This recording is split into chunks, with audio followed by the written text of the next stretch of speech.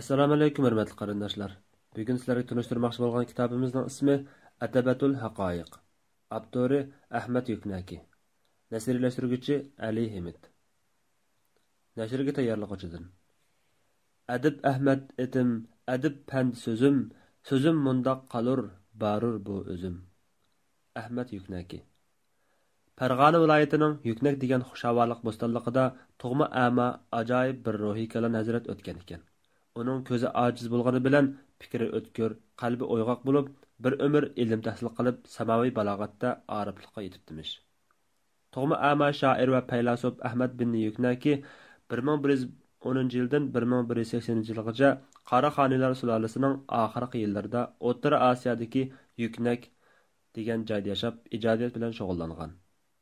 Navoiy o'zining Nasaimul Muhabbat nomli kitobida shoirga yuqori baho berib, Turkiy xalqdan chiqqan ulug' adib. U har kuni Imom Azamdan dars oladi deydi. Hamda zamondoshi Badiuz Zamanni Ahmad Yuknakidan o'rganishga da'vat qilgan. Aytishlariga qaraganda Ahmad Mahmud Yuknaki ko'zi a'mo kishi bo'lishiga qaramay Bag'dodda ilm tahsil qilgan. Shayxul Mashoyix Xo'ja Ahmad Yasaviyning shogirdi bo'lgan ekan. Atabatul Haqoiq haqiqatlar bo'sog'isi didaktik daston bo'lib, so'zlik qurilish alohidaligi va Chag'atay tiliga xali yaqinlik nuqtasidan qaraganda 1250-yildan 1260-yillar atrofida yozilganligini faraz qilishga bo'ladi.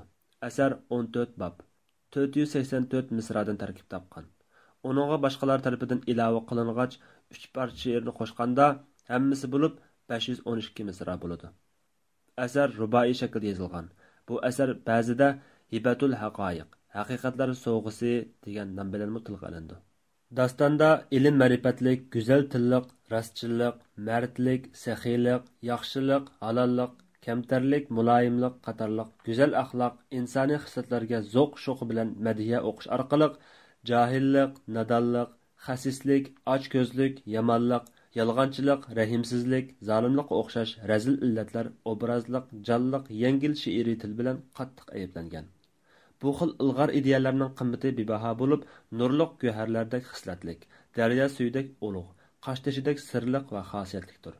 Bo'libmi, bu asar Uyg'ur adabiyot tarixida muhim o'rinni egallash bilan bir vaqtda Uyg'ur tili tarixini tadqiq qilishdimi nihoyat muhim ahamiyatga ega. Dastonning alohida bir yorqin nuqtasi shuki, uningda ifodalangan muhabbat nabratining intayin ro'shanligi, ya'ni xalqchilik, haqqoniyat tuyg'usining bulduqlab teshib turganligi. Bo'libmi, butun insoniyatni millat, din ayirmay ota bir, ana bir xalq degan yuksak insonparvarlik ideyasi bilan yo'g'rilgan ittifoqliq, inoqliq ruhi hisoblanadi. Shoir dastonda boy tasavvur kuchi, mo'l til boyligi va folklor sehri bilan intayin yuqori mahoratini jo'ralantirgan bo'lib, tafakkurga qanot berib qolmay, hissiyotga bag'ishlaydigan estetik kuchimi ajoyib. Masalan, bulut ushshaq qadrini hadiya qilsa, dengiz uni oz ko'p demay qabul qiladi. Bilimli kishi qimmatli dinardir. Bilimsiz nadonlar qimmatsiz yarmoqdir. Baxt go'yo yoz buluti yoki tushdir. Kang qo'rsoqliq bir bino bo'lsa, muloyimlik uning o'lidir. Rost gap hasaldek, yolg'oni piyoz. Nadonlik yuyib tozalag'ili bo'lmaydigan kirdir. Ay yomonlik qilib yaxshilik kutgan kishi. Tikan taragan odam o'zim ololmaydi. Qatorliqlar. Mazkur o'qishliq bolalarga maslashtirish uchun to'qilma personajlar va qo'shimcha hikoyatlar muvofiqlashtirilib, adib Ahmad bin Yuknakining falsafaviy qarashlari ommaboplikqa yetkazilib sharhlandi. Do'stlarning yoqtirib o'qishini, tafakkuriga qanot, qalbiga nurliq chiroq bo'lib qolishini umid qilamiz. Ay yaxshilikqa qo'l uzatquchi aziz inson, angla.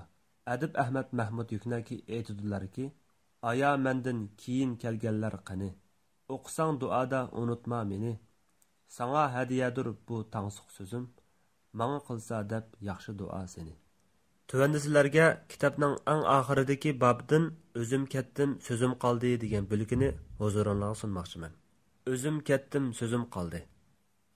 Milodiya 1158-yili safari oxirlashib, qiruv mazgili keldi.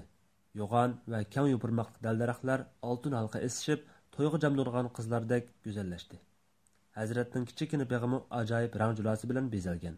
Yeshil, sariq, qizg'uch, ko'koch, oq rang bo'yoqlarning sezimida kishi mast bo'ladi.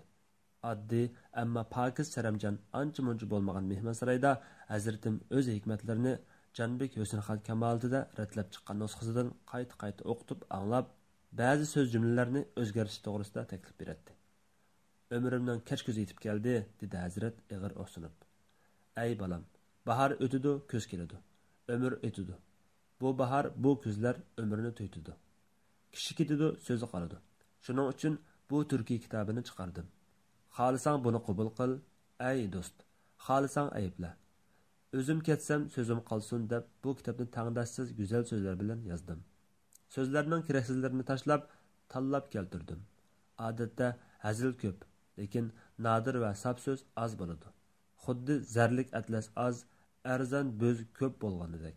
Ey Mavlanam, dedi Canbekmi tasalli sharbatidan liqlab to'ldirib. Hikmatlarini o'git nasihat shaklida sap qashqar tilida ratlab chiqdim. O'qisa til xuddi asal yegandek bo'ladi. Kimiki bu so'zlarni boshqalarning so'zi bilan solishtirsa, durust bilan yolg'onni solishtirgan bo'ldi. Shunga Hazratimning bu divoni sap va o'z kitobdir. Ey Mavlana padarim, bu bakmo xosiyatlik emgak bo'pti. Qut bo'lsin. Har bir betini yulduzlar naqshligay. Har bir qo'rini gul rayhon so'ygay, dedi Ibrohim divonni qo'lga olib suyib turib.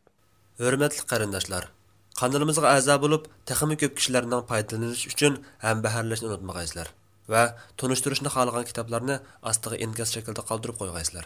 Rahmat. Taklif kitobxonasi.